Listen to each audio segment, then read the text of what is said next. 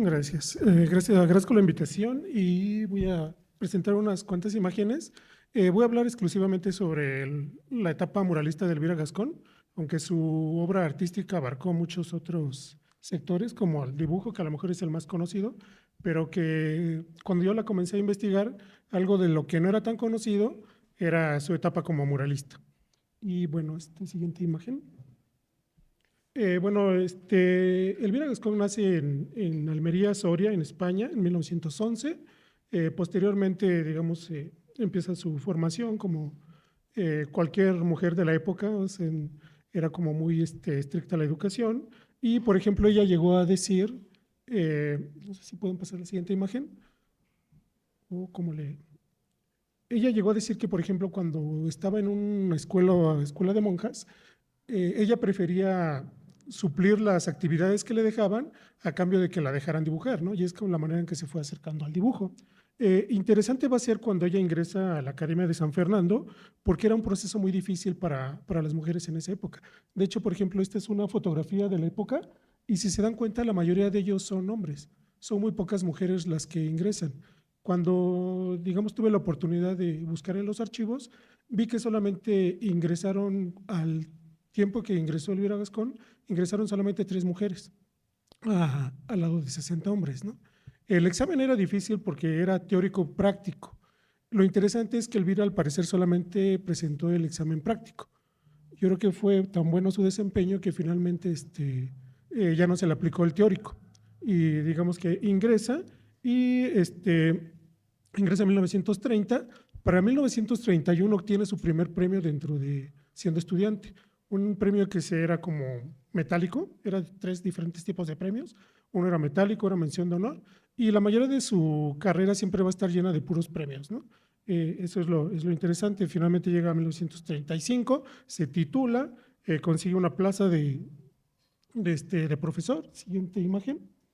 Y digamos que va a ser alguna de las artistas que las va a sorprender la Guerra Civil Española. Ella no alcanza a desarrollar realmente su obra en España y lo poco que tenía llega a decir que se había eh, mudado a un estudio y ese estudio es de los primeros que son bombardeados porque estaba cerca de la Telefónica, ¿no? Que era, digamos, lo que procuraban bombardear. ¿Qué va a ser lo interesante de su paso por la Guerra Civil Española? Que a diferencia de otros artistas, que algunos se dedican a hacer carteles, volantes, folletos, dibujos para la prensa o a tomar las armas, como muchos lo hicieron, y que va a ser una de las causas de que salgan, ella se va a ir a otra actividad, que era la de salvaguardar las obras de arte. Ella ingresa a la Junta de Incautación del Tesoro Artístico, que tenía como propósito salvaguardar las obras de arte. Y aquí tenemos una de las imágenes que se conoce de Elvira durante la Guerra Civil Española, y ella estaba encargada de catalogar las obras. Esta imagen, para los que hayan visitado la exposición de la maleta española, esta imagen apareció en algunas de las revistas. Eran de las imágenes que estaban o que se utilizaban para la propaganda de cómo se estaba salvaguardando el arte. De hecho, una imagen es de una revista rusa. Es muy interesante la imagen, ¿no? Bueno, esto la lleva a que posteriormente, digamos, termina la guerra y siguiente imagen. Durante durante la Guerra Civil Española va a conocer a Roberto Fernández Balbuena, con quien se casan en México, aunque ellos dicen que supuestamente ya era su esposa, ¿no? Pero era de uno de estos, digamos, movimientos que utilizaban los exiliados españoles para que pudieran reunirse, ¿no? Él dice que ya se habían casado y de esta manera llega Elvira Gascón en 1939 a México. ¿Qué va a ser lo interesante de ella? Que ella no viene por motivos políticos. Y, por ejemplo, también se llegaba a decir, ¿no?, que la mayoría de los exiliados españoles eran rojos, que no eran católicos, y ella siempre, al contrario, va a defender su catolicismo, ¿no? E incluso llega a decir que se casaron por la iglesia, ¿no? De lo que no se conoce en fotografías. Siguiente imagen. ¿Qué va a ser lo interesante? Aquí los tenemos ahí conviviendo con Roberto Fernández Balbuena y, digamos, uno de sus estudios, ¿no? ¿Qué va a ser lo interesante de Elvira Gascón? Elvira Gascón, al igual que muchas otras mujeres del exilio, lo que van a enfrentar va a ser una doble competencia. ¿Por qué? Porque tienen que competir con los compatriotas y aparte con los artistas mexicanos. ¿no? En este sentido, por ejemplo, Elvira siempre va a ser un poco crítica en ese sentido, porque decía que ella tuvo que desarrollar primero dibujos, porque eran los que se vendían más rápido, ¿no? Antes de que pudiera desarrollar alguna otra actividad. Va a ser hasta los años 50, hasta 1956, siguiente imagen. Y bueno, esta es de su participación en el Fondo de Cultura Económica. Ella va a estar mucho tiempo en el Fondo de Cultura Económica. Siguiente imagen. Este es alguno de sus dibujos más conocidos. Y lo que la va a caracterizar va a ser este manejo de la línea, ¿no? Un manejo de la línea muy ágil, que ella incluso va a llegar a decir ya cuando es muralista, de que si un dibujo lo podías hacer con 2 líneas, que te dedicaras a dibujar. Si no lo podías hacer, pues que te dedicaras a tejer, ¿no? Esa es una de las exigencias que ella tenía para el dibujo. Siguiente imagen. Y esto va a ser la iglesia de la Medalla Milagrosa, donde Elvira Gascón va a desarrollar su primer mural. Digamos, después de todo este proceso de incorporación y que ya empieza a exhibir y que es conocida, ella puede desarrollar ya algunas otras actividades, entre ellas el muralismo, que es de lo que no se conoce tanto, ¿no?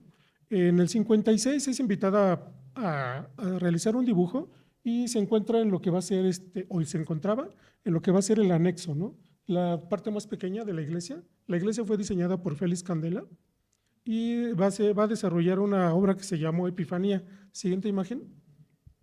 Este es uno de los bocetos que se conocen. Otros de los bocetos están aquí en la exposición, que son muy interesantes, porque ella va a desarrollar ahí, pues de la colección que tiene Guadalupe, su hija, yo creo que son como unos 20 variantes del mural, de lo que se llegó a hacer. Esta es la versión final. Ah, no, la que sigue. La siguiente, esa va a ser la que se realizó. Lo interesante de este mural es que va a ser destruido al poco tiempo de que se termina. Y la razón va a ser que al párroco de la iglesia no le gustó que los ángeles enseñaran las piernas, que vemos ahí, ¿no? Y se mandó a destruir. Actualmente en la iglesia todavía está la capilla dedicada a la Virgen de Guadalupe. Hay otro mural diseñado en mosaico. Bueno, no es de ella. Y siguiente imagen. Y esto es una puerta lateral que existía y ella tenía proyectado realizar este otro mural. O sea, ya no lo realizó, ¿no? Pero es interesante que se conserve digamos, el boceto. Y al igual que el otro, también hay diferentes variantes de este boceto, o sea, de lo que ella tenía planeado. Siguiente imagen. A partir de ese mural, Elvira como que, digamos, no se despega del muralismo, pero sí tiene una preocupación, o por lo menos yo lo que he encontrado dentro de ella, que es practicar las diferentes técnicas que existían del muralismo, conocerlas. ¿Por qué? Ella finalmente, cuando había estudiado en España, no había practicado el muralismo. A pesar de que dice que se enseñaba en la academia, ella no lo llegó a practicar y dice, yo lo tuve que practicar a base de tirar paredes. O sea, ella fue aprendiendo las diferentes técnicas y el que le ayudó fue Chávez Morado. Chávez Morado le ayuda a practicar varias de estas, digamos, técnicas. Diferentes técnicas que llegó a conocer. Llegó a conocer el fresco, el temple y una que inventó ella, que es la vinelita o el concreto teñido. Bueno, la vinelita la manejó y otra que es el concreto teñido, ¿no? Siguiente imagen. Estos, digamos que el anterior son 2 murales que ya desaparecieron, que ella solamente llegó a decir que se encontraban en dependencias del ISSSTE, pero bueno, ya investigando un poco más sobre estas, se encontraban en guarderías. Y es interesante porque actualmente estoy haciendo otra investigación sobre exiliados españoles y ya localicé una imagen donde se aprecian los murales en el exterior. Esta es para una exposición que le hizo en el IFAL, también, de esta exposición se conserva un mural actualmente ahorita en la exposición, para los que lo quieran ver. Ella lo que tenía la idea era realizar murales transportables, que fueran pequeños, y sobre todo porque México estaba creciendo mucho en ese momento. Se estaban creando muchas residencias y ella las pensó para las residencias. ¿Sí? Y digamos que también ella llega a decir en las entrevistas que le hicieron que fueron diferentes técnicas. Ahí sí no lo sabemos porque la mayoría de los murales están desaparecidos. Creo que lo único que se conserva es el que está aquí. Y bueno, siguiente imagen. Esto es en su casa.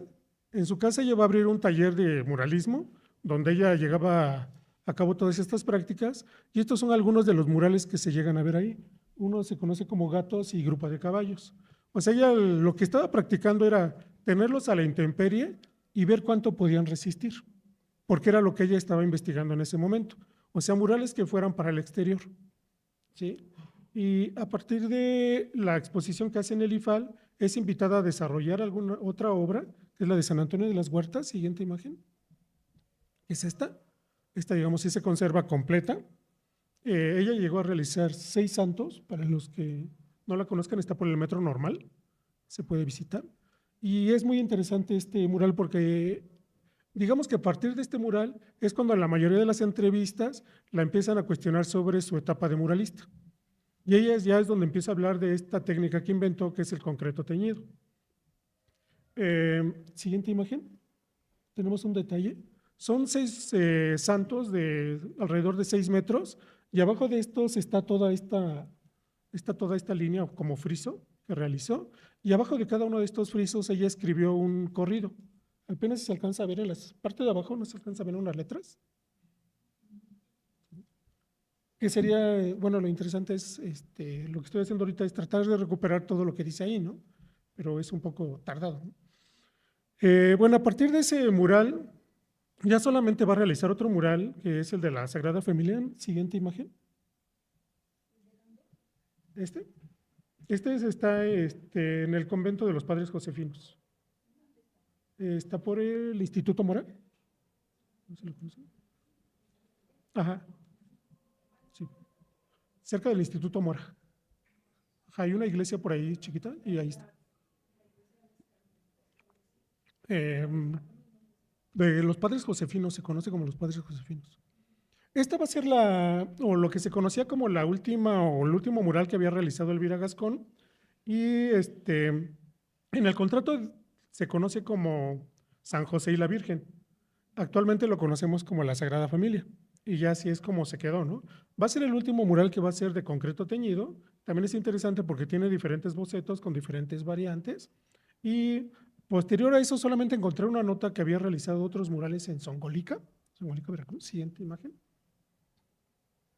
Que son esos, no se alcanza a ver muy bien la imagen. Y ella realizó 8 murales al fresco en esta iglesia. En 1980 los comenzó a hacer, iba haciendo uno por año.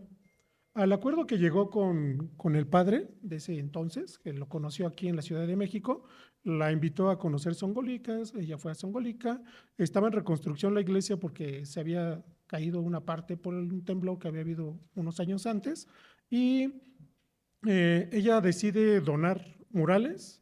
O sea, cuando uno ve los murales son completamente distintos a los que vimos. Siguiente imagen, ahí va a aparecer alguno. ¿Por qué? Porque va a realizar tradiciones de la Sierra de Veracruz y pasajes de la Pasión de Cristo, ¿no? Son como las dos grandes temáticas que maneja en esos murales. ¿Qué es lo interesante de esos murales? Que ella de esos, a diferencia de todos los otros murales, conservó muy pocos bocetos. O sea, de esos, yo he visto alrededor de 3 en la colección de Guadalupe, y de ahí en fuera casi no hay bocetos. De hecho, ni siquiera hablo mucho de estos murales. Yo los encontré por una pequeña nota o un comentario que hizo en una entrevista, y dije, bueno, voy a ver si existen estos murales, ¿no? Porque la mayoría de la gente, cuando yo les comentaba a los que se dedicaban a los estudios de exilio español, les decía yo, es que Elvira Gascón hizo unos murales en Songolica. Y me dice, ¿Songolica? Así como que, pues no, o sea, no. Y incluso me llegaron a decir, oye, pero ¿por qué estudias a Elvira Gascón, no? ¿Por qué no estudias a otro artista? Pero bueno, eso ya es otras cosas, ¿no? Y fui a Songolica y dije, pues sí, sí se conservan todos los murales. Y lo interesante es que la gente los quiere mucho, o sea, los murales. ¿Por qué? Porque dicen que muchos de los que están ahí son retratos de la misma población. O sea, ella se basó, o sea, en el momento para ir haciendo a los personajes. O sea, y todas las tradiciones, cuando uno va a Songolica, son tradiciones que todavía se conservan, ¿no? Como por ejemplo las vendimias, que se hacen así, o el trueque, y que posteriormente está en los murales. O sea, uno todavía puede ir y verlo ahí en los murales, ¿no? Digamos, es un detalle de cómo se hacían las bodas. Y no se alcanza a ver el sacerdote, pero por ahí está. Hizo 2 fotografías del sacerdote que la invitó. Y la única condición que puso Elvira Gascón para realizar estos murales fue que le cerraran la iglesia. O sea, que le cerraran la iglesia y la dejaran trabajar, ¿no? Y lo que sí me llegaron a comentar algunas personas que la llegaron a conocer es que decían que ella cuando se encerraba y que de repente no le gustaba el mural, que nada más oían cómo lo tiraba y lo volvía a realizar, ¿no?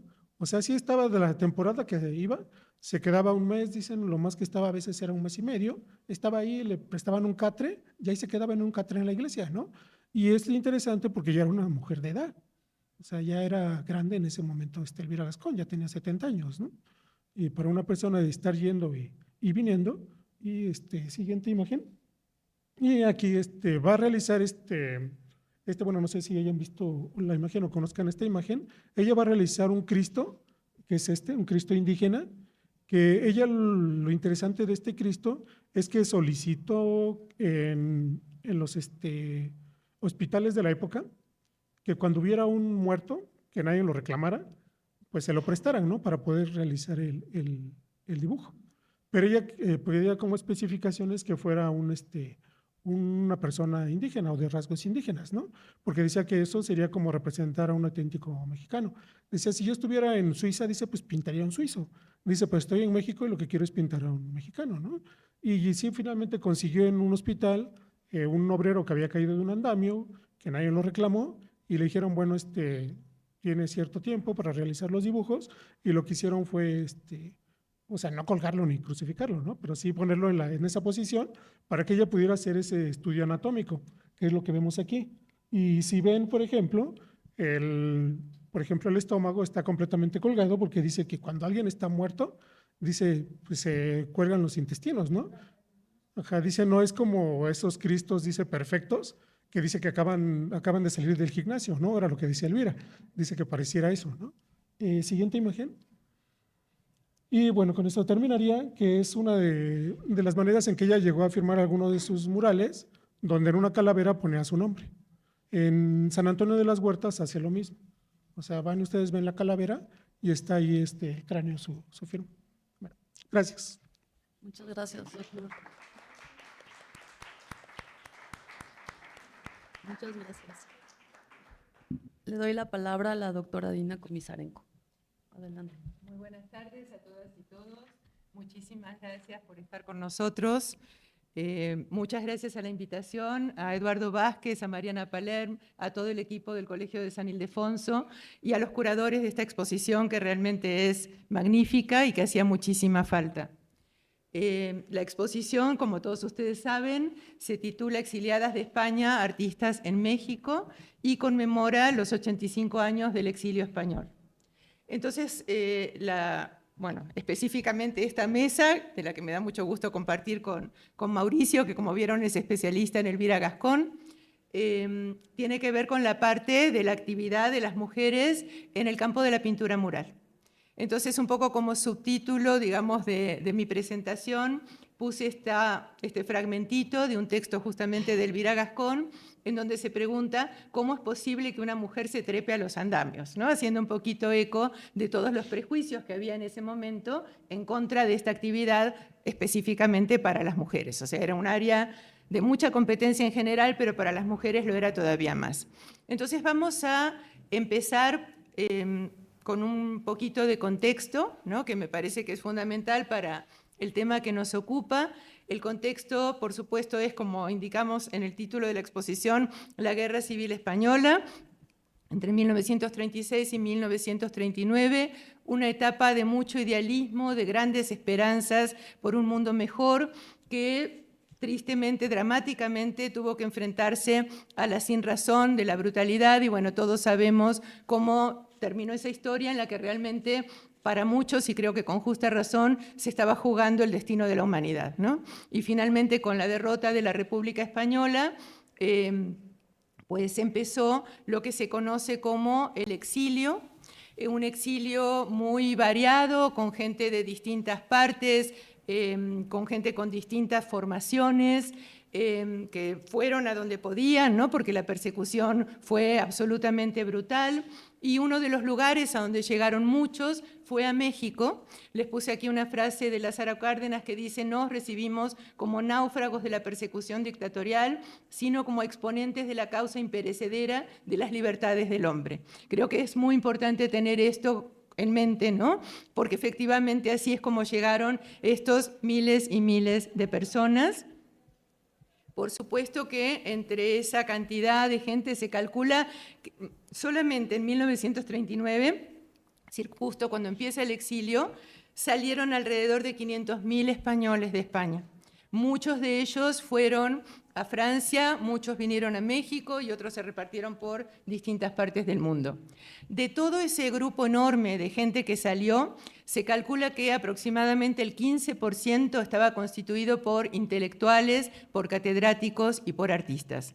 Y para referirme a eso, que es tan impactante, traje esta imagen de uno de los exiliados, de Antonio Rodríguez Luna, que se titula Don Quijote en el exilio, ¿no? Porque justamente está representando esos ideales, ¿no?, de los que hablábamos hace un ratito, por conseguir un mundo más justo y mejor. Y atrás se pueden reconocer algunos de los exiliados españoles y esa masa de gente pues no termina, ¿no?, porque efectivamente fueron muchísimos.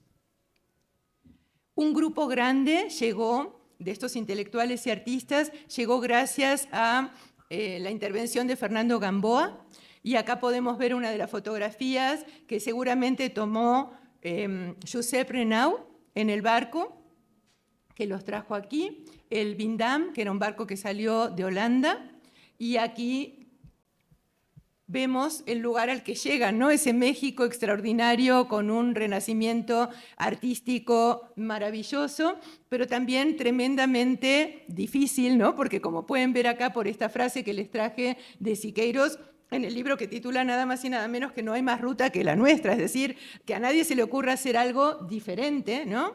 Está en plena eclosión el movimiento muralista y él dice en ese texto: "El arte debe ser monumental, heroico, público, ideológico, social, realista, beligerante y polémico". Y obviamente muchas de esas cosas pues entraban en conflicto con la tradición, ¿no?, de artística que traían muchos de estos exiliados españoles y muy particularmente las mujeres, ¿no? Y otro tema importante era también el del nacionalismo, ¿no?, por supuesto, porque se lo defendía y se atacaba. Había como un prejuicio muy difundido en contra de los españoles porque se los asociaba con los españoles de la conquista, con el imperialismo, a veces sin darse cuenta que los que estaban llegando acá tenían muchas más coincidencias ideológicas con los artistas que lo que muestra, ¿no?, la historia de cómo realmente fue difícil, ¿no?, esa integración, sobre todo en un primer momento.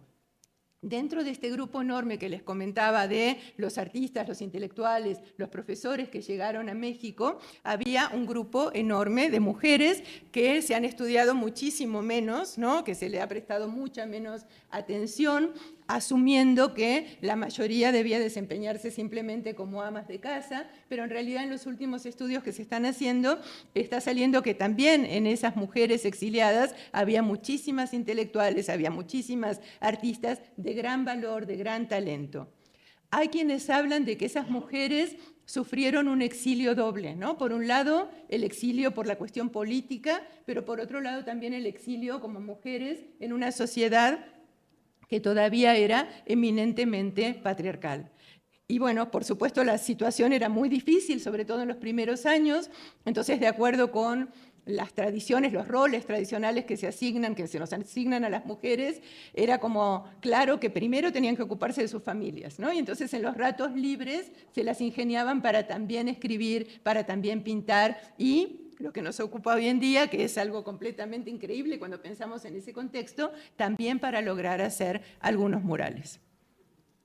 Aquí les traje un cuadro que, bueno, supongo que no se ve tanto, pero están las 5 artistas exiliadas españolas que tuvieron una actividad relacionada con el muralismo. Las 3 primeras, Manuela Ballester, Remedios Varo y Elvira Gascón, de la que nos acaba de hablar Mauricio, como pueden ver, por la edad que tenían aproximadamente cuando llegan a México, ya estaban formadas como artistas, ¿no? Ese es un dato bien importante. Y después tenemos una segunda generación constituida por Mary Martin y Regina Raúl, que son artistas que vienen a México también, pero muy chiquititas, entonces se forman aquí.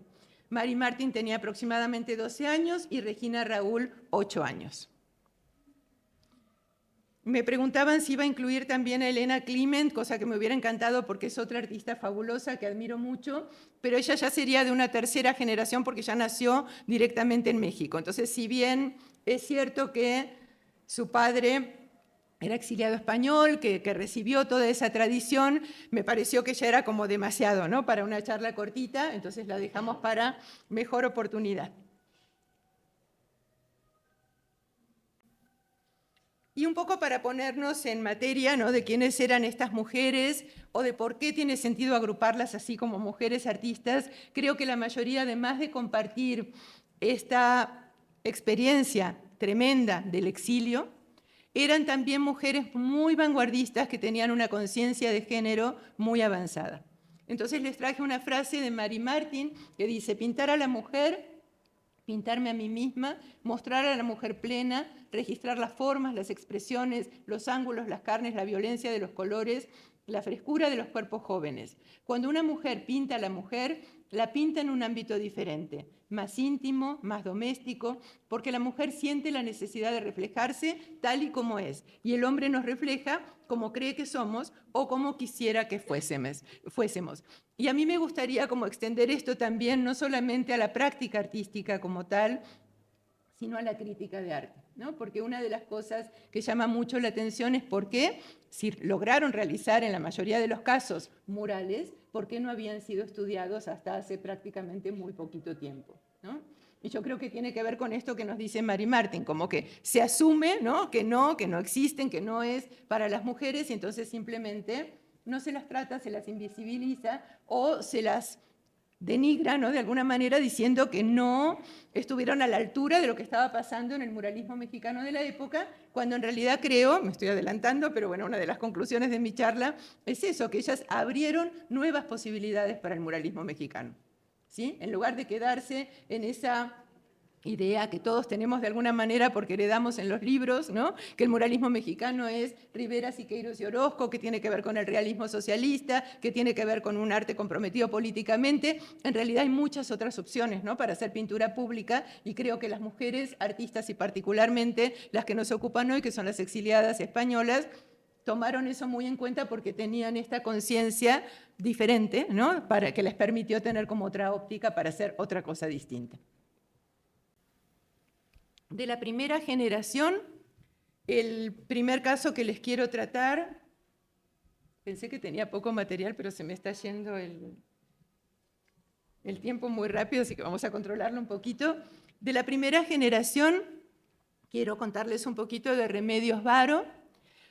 A Remedios Varo creo que todo el mundo ya la conoce muy bien porque es una de las grandes artistas que se han rescatado, se han hecho un montón de exposiciones, hay un montón de publicaciones. Pero bueno, nadie sabe, ¿no?, que en algún momento, alrededor de fines de la década de 1950, como ya era tan conocida, como ya tenía tanta fama dentro y fuera de México, le encargaron que realizara un mural para el pabellón del Hospital de Cancerología, que es el que vemos aquí, que tenía... Eso también es fascinante, en esa época como que tomaban muy en cuenta el arte, entonces también había esculturas de Zúñiga, o sea, cualquier espacio público pensaba, ¿no?, también en la importancia que tiene la creatividad artística. Les traje acá para que puedan comparar una obra muy famosa de Siqueiros, ¿no?, La Victoria de la ciencia sobre el cáncer, en la que equipara, como solían hacer los muralistas, la revolución social con la revolución científica. Entonces, por supuesto que la revolución científica pues sale adelante, ¿no?, y le gana al cáncer, y es una pintura así, como la frase que les leí hace un ratito, muy potente y muy optimista.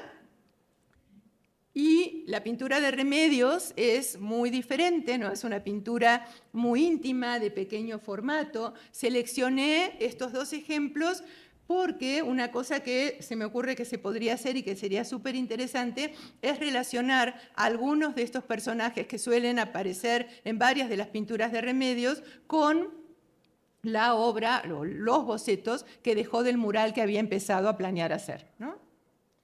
Fíjense, por ejemplo, la figura de aquí de la derecha, o esas figuras en las que aparecen todos bajo la misma capa grisácea, ¿no?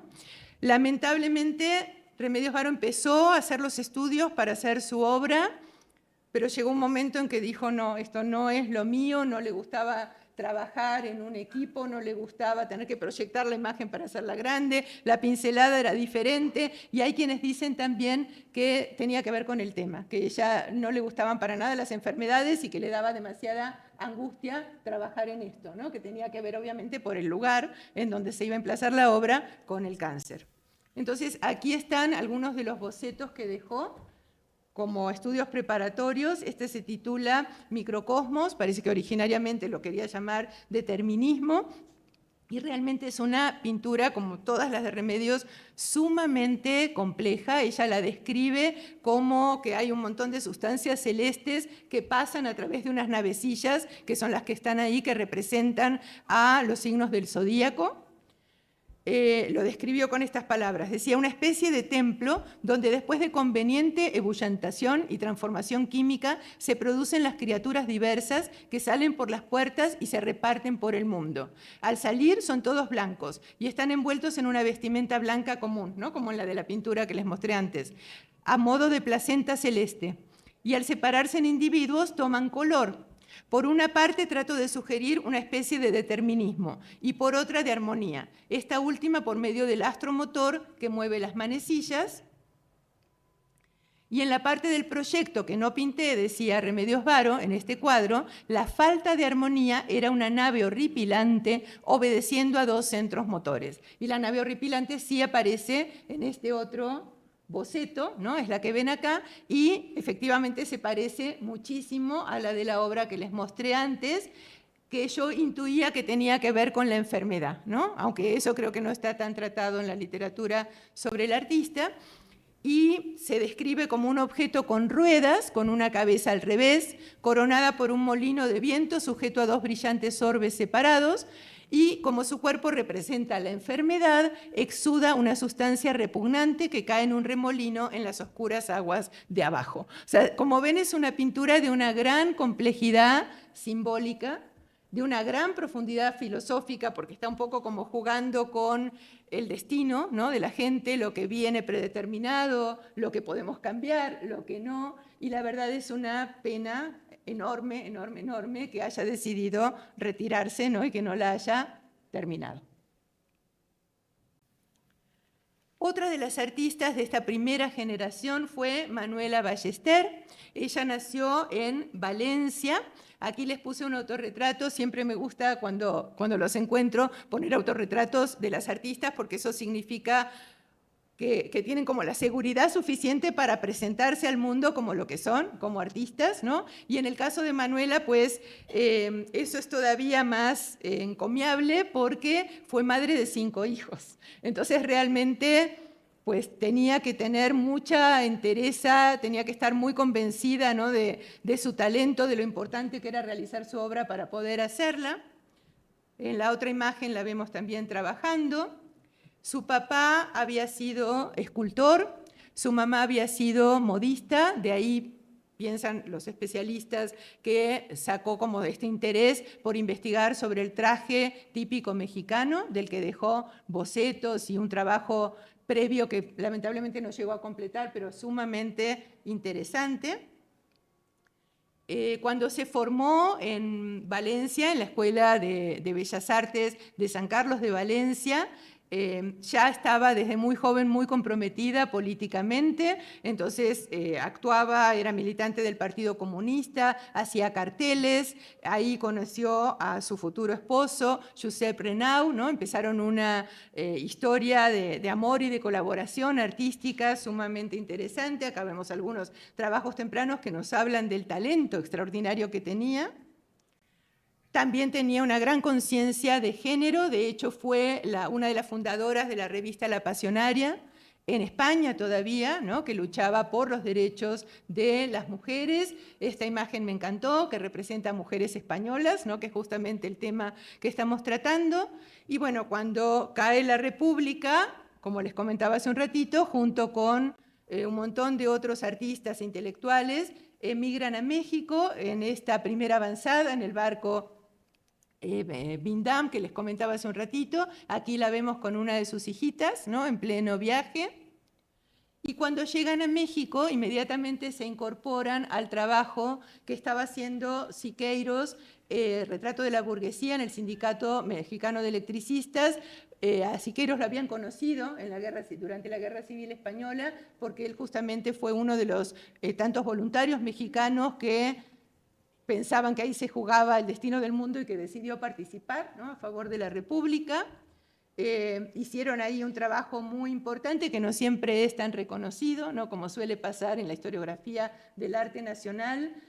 No, por algún motivo como que les gusta siempre quedarse con la figura más famosa, pero en realidad era un equipo en el que participaron ellas, y participó también muy jovencita Fanny Rabel, ¿no?, que es pues producto de otro de los grandes exilios de la época, ¿no?, el exilio judío. Y muy temprano, ¿no?, después de su llegada a México, le encargaron realizar un mural para el Hotel Mocambo en Veracruz, que les estoy poniendo aquí, que me encantó cuando buscaba imágenes para ilustrar. Esta que les puse acá es una fotografía de la película María Eugenia con María Félix. Ese es el hotel, ¿no?, para que lo vean ahí. Y parece que en un primer momento ella hizo una decoración con sirenas al fresco en la misma pared, en alguna pared del hotel, pero ese se destruyó al poco tiempo y les encargaron después otros murales. Entonces se le ocurrió trabajar los murales transportables, ¿no?, que podía trabajar cómodamente en su casa y después llevarlos al lugar donde se iban a instalar definitivamente. Estos hasta la fecha no los he podido encontrar. Bombardeé a correos al hotel, pero todavía no me contestan si todavía existen, si no. Existen sí estas fotografías, ¿no? Por ejemplo, se titula Bailes Caribeños Autóctonos, y acá pasa eso que les comentaba hace un ratito, que tiene que ver con esta visión de género de la misma historiografía del arte, ¿no? Cuando las pocas oportunidades que hablan de este mural dicen, como saben que lo hizo una mujer, que es un mural de tipo decorativo, ¿no?, como si eso fuera algo menor y entonces no tiene importancia. En realidad el tema es un baile autóctono, como los cientos de metros que pintó Rivera, ¿no?, haciendo honor justamente a las riquísimas tradiciones mexicanas en el baile, en los trajes, como les decía, en el canto, en un montón de cosas, y es una pintura preciosa. Bueno, lamentablemente la tenemos solamente en esta fotografía en blanco y negro, pero creo que es una pintura maravillosa. Esta otra, sin título, Playa Rocosa, que también es muy original porque no hay tantos paisajes, ¿no?, en la pintura mural. Y esta, de vuelta, está en blanco y negro, pero encontré esta otra, que es un óleo sobre lienzo, muy del estilo, que a lo mejor nos da una idea, ¿no?, de cómo debía ser la paleta que utilizaba Manuela Ballester en este tipo de pinturas.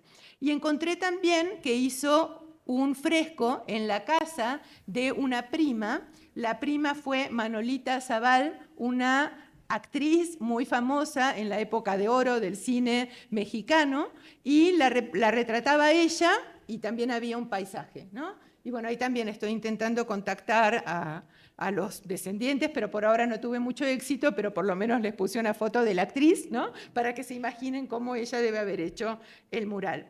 Y esto pasa mucho con los murales de artistas en general, pero de artistas mujeres más todavía, ¿no?, como que quedan perdidos, desaparecen porque nadie sabe lo realmente importantes que son, entonces no se los resguarda. Y después continuó trabajando en pintura mural en colaboración con su marido, pero de vuelta acá, sobre todo en el Casino de la Selva, no sabemos muy bien hasta qué punto participó. Tenemos la impresión que fue mucho más importante de lo que creíamos hasta ahora. Se conserva, bueno, ella hizo un diario de su estadía en México, donde cuenta muchas cosas que realmente nos hacen pensar que fue una figura mucho más protagónica en todas estas obras que lo que comúnmente aceptamos, ¿no?, o creíamos. Acá vendría Elvira Gascón, que pues ya la vimos, ¿no?, pero nada más para que les quede claro que es de esta primera generación de artistas que ya llegan a México formadas. Y nada más esta frase con la que empecé: ahora estamos dormiditas, dice, pero deja deja que la mujer se despierte y quiera la presidencia de la República. Bueno, ahí ya podemos decir orgullosamente que ya tenemos una presidenta. Quiera direcciones de fábricas, exactamente igual que ellos. A ver los lobos, a ver, los señores se ponen ardidos cuando ven que se les iguala. Cuando son cosas pequeñas, un dibujo, un cuadro, bueno. Pero he pintado murales inmensos. He notado en mis compañeros pintores unas sonrisitas, pero de lo más amargas. Sí, se fastidian. ¿Cómo es posible que una mujer se trepe a los andamios, a los tendidos? ¿Y por qué no? De la segunda generación, ¿cómo ando de tiempo? ¿Fatal? Bueno, yo sigo hasta que me corten. Entonces, de la segunda generación tenemos a Mary Martin. Nació en Salamanca. Esta es una foto bellísima en la que se la ve pintando, según me hicieron el favor de decirme, un fragmentito del Teatro de los Insurgentes, que también se me hace maravilloso desde el punto de vista de conocer un poco la técnica, ¿no? Porque todos sabemos que eso se hizo con mosaico, pero claramente acá ella está pintando. Entonces seguramente pues primero se trabajaba así para tener bien claros los colores y después se iban como igualando con las distintas piedritas, ¿no? Acá vemos una fotografía de Mary Martin con su padre, Vicente Martín Iglesias, y con compañeros de la Esmeralda. Como les decía, ella llegó muy chiquita con su familia, entonces ya se formó primero en las escuelas fundadas por los mismos emigrados españoles que querían, que estaban convencidos que sus hijos tenían que empaparse, ¿no?, de esos mismos valores en los que ellos creían, y para eso fundaron esas escuelas, y porque además al principio sobre todo no estaban seguros de cuánto tiempo iba a durar el exilio, tenían todavía la esperanza de que iban a poder volver, pero bueno, en este caso hicieron su vida aquí. Ella más adelante, cuando sale de estas escuelas de emigrados españoles, entra a la Esmeralda, entonces se empapa realmente del realismo socialista, de todos los ideales, ¿no?, de lo que se llama la Escuela Mexicana de Pintura, que muchos discuten si es correcto llamarla así o no, pero a mí me parece que dice bastante. Entra al taller de gráfica popular, empieza a hacer grabados, es una maravillosa artista gráfica. Aquí abajo en la exposición pueden ver varias de sus obras, y gana un concurso importante con esta obra que les estoy mostrando, Paz y Amistad, un premio de grabado en Polonia, que es muy conocido. Está teniendo una carrera realmente impresionante y entra como asistente de Diego Rivera. Aquí vemos estas fotografías preciosas. La primera me la presentó Eduardo Vázquez, justamente, a quien le agradezco enormemente todo el apoyo siempre. Y seguramente, bueno, muchos estudiosos dicen que fue de estas artistas relacionadas con el exilio español la única que tuvo oportunidad de participar en uno de estos murales de la Escuela Mexicana de Pintura, específicamente en el Estadio Olímpico, también hecho con mosaicos, y en el Teatro Insurgentes. ¿Sí? Ahí está el cachito que veíamos que estaba pintando, no sé si lo llegan a ver ahí, ¿no? Y más adelante, lamentablemente, parece que no siguió la carrera como muralista, pero sí siguió haciendo grabados magníficos como este que ven aquí, y pinturas magníficas también como estas. La de la maternidad también está en la exposición, la pueden ver en vivo y en directo. Y la última artista de la que les quiero hablar hoy es Regina Raúl, otra de las artistas de la segunda generación, también hija de un pintor, José Raúl Bellido, y que pues llegó así en estas condiciones muy dramáticas como la gran mayoría, hizo una carrera notable y llegó a tener encargos en edificios públicos oficiales muy importantes. Encontré en una entrevista este fragmentito en donde ella describe el proceso de la migración cuando era muy chiquita. Dice: el recorrido pues fue muy, muy terrible, aunque yo era una niña y no me daba cuenta de muchas cosas. Es más, mis papás trataban de que no me enterara de muchas cosas para que no sufriéramos los hijos. Éramos 3 hermanos. Primero pasamos por los Pirineos caminando, fuimos a Francia. Imagínense ustedes, o sea, estas son cosas que uno dice así rápido, ¿no? Y al pasar, pero esa experiencia, claro que es una experiencia de vida que no se olvida nunca jamás, ¿no? En Francia estuvimos un año y ya vino la Guerra Mundial. Entonces mi papá no quiso quedarse allá, venía la Guerra Fuerte. De allí nos fuimos a la República Dominicana y allí estuvimos 2 años. Pero en vistas de que no había desarrollo económico importante, mis padres decidieron venirse a México y de allí pasamos a Cuba 1 mes. Y ya después nos vinimos a vivir a México, a la capital, Regina Raúl. Y aquí de vuelta, bueno, no encontré fotos de ella de esa época, pero sí estudió en el Colegio Madrid. Ahí conoció a otras jovencitas exiliadas españolas, ¿no? Como por ejemplo Lucinda Urrusti, que también hizo una carrera como pintora y que también pueden ver en la exposición. Más adelante estudió en la Academia de San Carlos, donde obviamente conoció a todos los grandes artistas de esa época y se empapó de los ideales del realismo socialista. Sin embargo, cuando ella empieza a hacer su obra propia, tiene un estilo completamente distinto, no es eso lo que le interesa. Empieza a hacer postales, como esta que ven aquí. La contratan para hacer trabajo publicitario para Mexicana de Aviación. Hace, por supuesto, mucha obra de caballete y tiene una obra mural muy, pero muy considerable. Realmente acá también se nota un poco cómo a medida que fue pasando el tiempo, pues las artistas pudieron asentarse más y tuvieron más oportunidades en cargos públicos. Y esta que les estoy presentando acá, bueno, es una foto preciosa, me encantó también por el peinado, ¿no? Porque nos ubica un poco en la época, estamos hablando de la década de 1960, ahí está pintando la educación en la época mexica en el Museo Nacional de Antropología, que para ella era la obra en la que más empeño había puesto y que más orgullo le daba, y realmente es una obra preciosa, es una obra muy grande, mide cerca de 18 metros por 3,5 metros de alto, representa 115 figuras, o sea, un montón, tiene muchísima investigación detrás, porque realmente nos muestra las costumbres, ¿no?, de la época, cómo se educaban a las niñas y a los niños en ese momento. Esta, por ejemplo, es la escena del centro, del nacimiento, el bautizo, los ritos que se utilizaban, cómo después se lo colocaba en la cunita. De un lado del mural aparece la educación de las niñas y del otro la educación de los niños.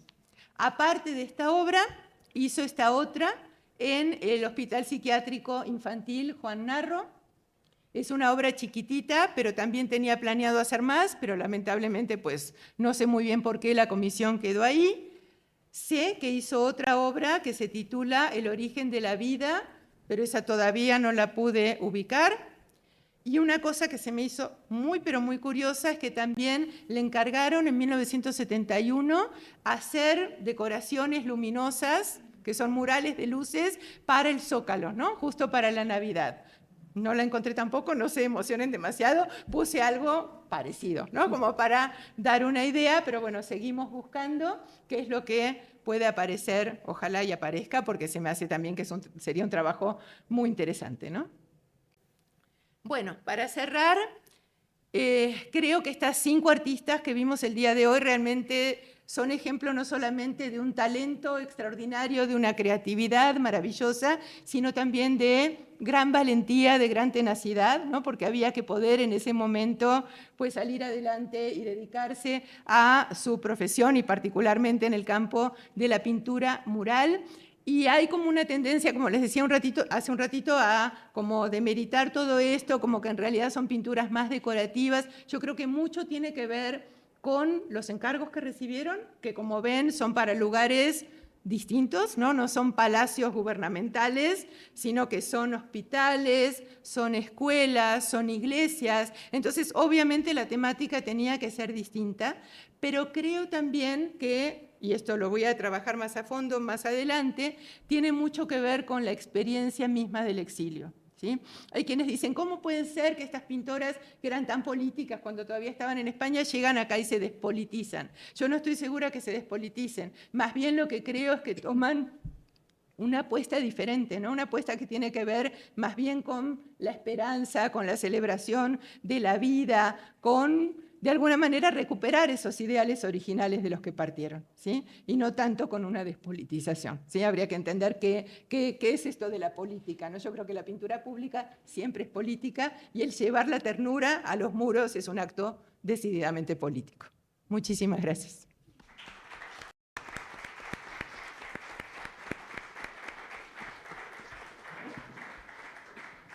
Muchas gracias. Abrimos el espacio para comentarios y preguntas. Los primeros murales portátiles de que yo sé fueron hechos en Nueva York, en la Escuela de los Nuevos Trabajadores. Fueron unos murales que los hizo el maestro Diego Rivera. Y esa idea vino del maestro Andrés Sánchez Flores. El último de esos murales que yo sé fue hecho en Australia, en Perth, cuando el maestro Sánchez Flores estaba pintando un fresco. El maestro Sánchez Flores es una persona que Diego Rivera conoció en Detroit cuando vio las cosas que había hecho para decir bienvenido maestro Sánchez Flores, las decoraciones en una de las fábricas automotrices de Nueva York. Se impresionó al maestro Rivera y pidió conocer a Andrés. Se hicieron muy buenos amigos y tuvieron relaciones de 38 hasta 1953. El maestro Sánchez Flores lo que hacía era técnica. Él era maestro de técnica, él era la persona que los grandes aquí en México dependían para los materiales que ellos usaban, dependían mucho de las nuevas técnicas que se usaron aquí, como cambiar en lugar de usar arena, para los murales frescos, usar el mármol molido. La cal especial que elaboró el maestro. Entonces y el maestro era maestro. Le encantaba enseñar a sus alumnos y aún a sus maestros.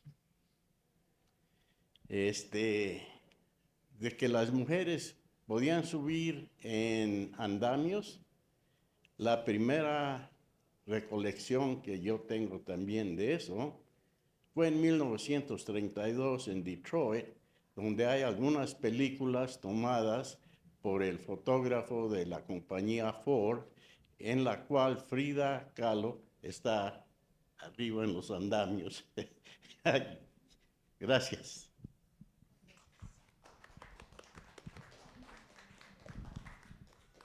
Solo una pregunta, Dina. ¿El diario de Manuela Ballester está publicado?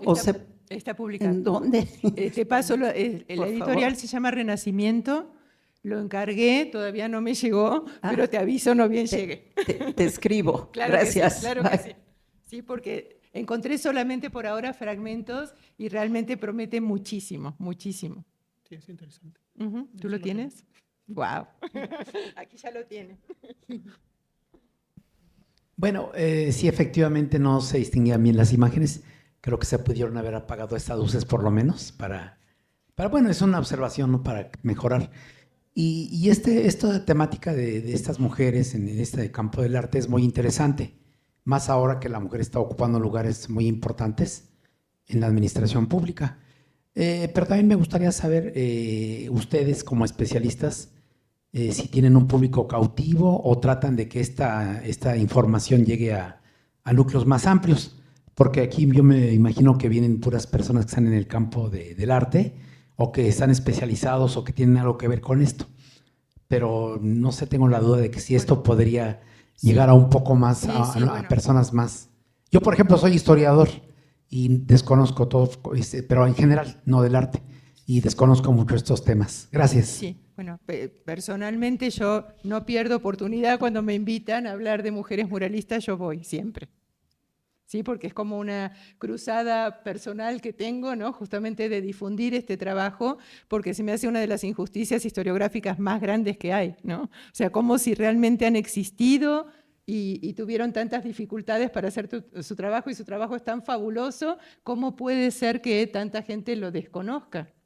¿No? Entonces sí me importa mucho, y bueno, en general mi investigación es para todo el mundo. O sea, yo no estoy de acuerdo con la investigación que es solamente para un público erudito, ¿no? Que necesitas pues un diccionario para entender, ¿no? De qué se está hablando. No, a mí me interesa mucho, creo que por eso me atrae tanto también el muralismo, ¿no? Como toda la repercusión social que puede tener todo esto, y me parece que justamente rescatar el trabajo de artistas mujeres tiene una importancia no solamente retrospectiva, sino prospectiva, ¿no? Porque para las mujeres jóvenes, ¿no? Como hablábamos hace un ratito con Yunuen, realmente es fundamental conocer que existe esta genealogía anterior, que no son las primeras, ¿no? Que pueden basarse en mucho trabajo que ya se hizo. Bueno, yo les puedo decir en mi caso, a lo mejor es un poco diferente, porque, bueno, yo me estaba enfocando a estudios sobre exilio.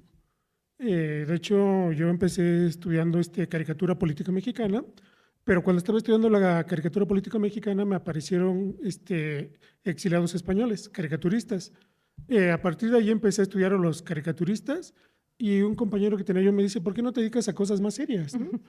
Y fue cuando encontré a Elvira Gascón y dije, bueno, Elvira Gascón, y me la encontraba yo cuando estaba haciendo otros estudios de muralismo, porque ya trabajaba el muralismo. Dice yo, ¿y quién es, no? ¿Quién es Elvira Gascón?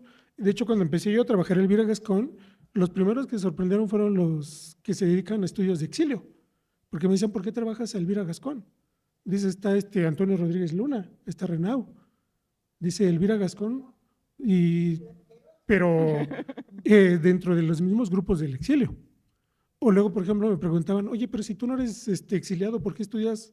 O sea, hasta en eso también hay limitantes. O sea, porque luego dicen, bueno, es que los únicos que pueden entender a los exiliados son los que vienen de raíces exiliadas. Luego, pues yo no he sido exiliado, ¿no? Pero he trabajado todos estos temas, y cuando yo empecé a trabajar Elvira Gascón, todavía no se trabajaban a las mujeres, o sea, exiliadas. O sea, la empecé a trabajar y ya después me empezaron a buscar, oye, ¿tienes información de esto? ¿Tienes información de esto? O sea, por cuestiones de, digamos, de que estaba yo trabajando ya a una mujer, ¿no?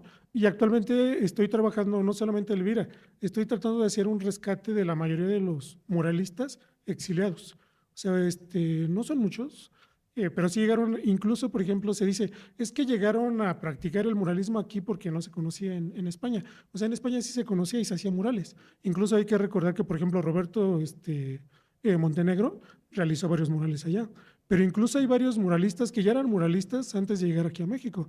Por ejemplo, Aurelio Arteta, o incluso algunos exiliados españoles, que bueno, después van a ser exiliados, como Gabriel García Maroto, que llega a ser, digamos, yo creo que va a ser el primer español que hace un mural aquí en México. Y eso lo hace en los años 20. O sea, y es el primero que va a escribir sobre el mural de la creación, que posteriormente va a ser muy criticado, ¿no? Pero incluso todos estos lazos que actualmente estoy estudiando no están tan explorados.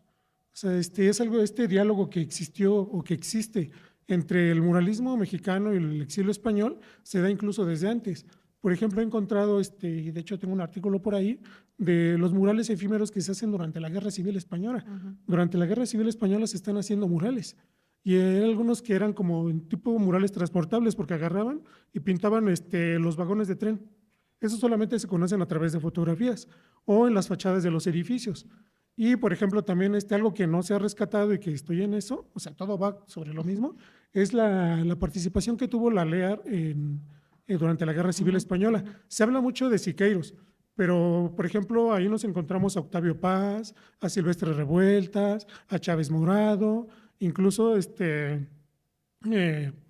hay una maestra que también iba en esa, Fernando Gamboa, que llevan una exposición y la presentan ahí. Hay fotografías muy interesantes, carteles, o incluso de todas estas relaciones que hacen con la prensa, ¿no?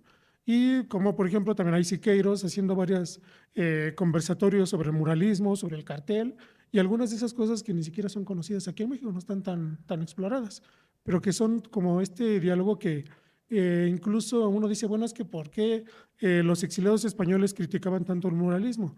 Pero hay que ver cómo durante la guerra ya estaban como este diálogo entre exiliados españoles, bueno, entre los españoles y los mexicanos, ¿no? Ya estaba este diálogo, incluso se viene escribiendo en los diarios de viaje. Es interesante cómo se escribe sobre muralismo. O sea, y desde ahí vienen, por ejemplo, Ramón Gaya, que posteriormente va a tener algunas diferencias con Diego Rivera, por lo que llegó a escribir, pero él marca desde un inicio que el artista preferido es Orozco. Y de ahí la mayoría de los exiliados se pusieron a decir, ¿a quién prefieres? A Orozco. Elvira Gascón, ¿a quién prefieres? A Orozco, ¿no? O sea, pero como que fue a partir de toda esa crítica que ya se venía dando desde los barcos. Y es interesante, ¿no? Cómo todo el muralismo ya se conocía. Incluso la exposición, se conocen las fotografías que llevó Fernando Gamboa, y son varias de las que están aquí en San Ildefonso, de los murales de aquí, se llevaron fotografías. O del Mercado Abelardo Rodríguez. Son de las que se exhibieron durante la Guerra Civil Española.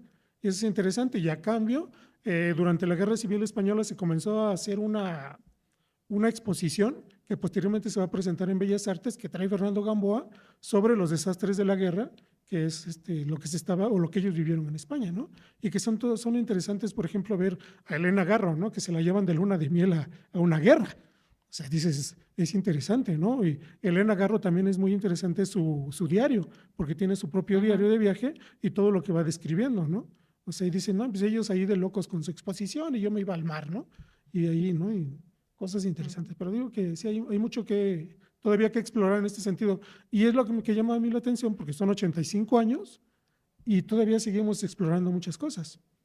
Por ejemplo, una mujer que a lo mejor de la que no se habla mucho, que actualmente estoy explorando, Juana Francisco, Francisco Rubio, que era esposa de Bardazano.